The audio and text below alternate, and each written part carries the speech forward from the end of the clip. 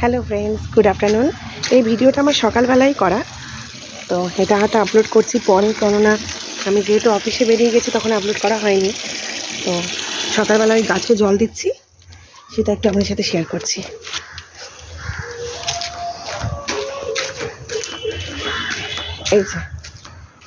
এই যে আমার গাছ,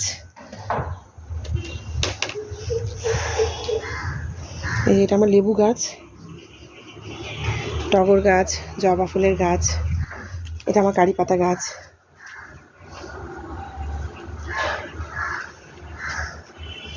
তো একটু গাছে জল দিয়ে নিই, একটু পরে আবার আসছি।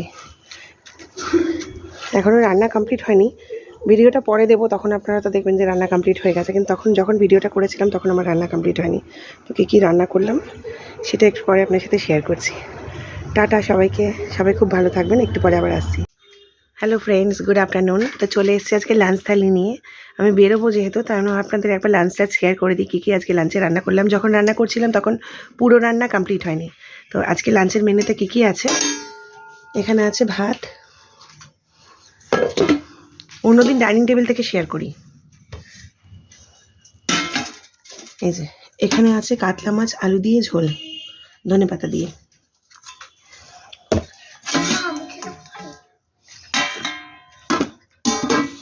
এখানে করেছি পালং শাক, কুমড়ো, গাজর, মূলো, শিম সব কিছু দিয়ে বড়ি দিয়ে একটা ঘন্ট।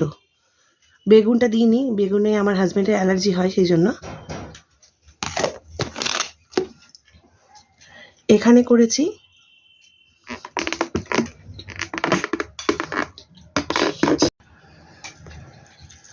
রান্নাটা দেখাতে দেখাতে একটু স্কিপ হয়ে গেল।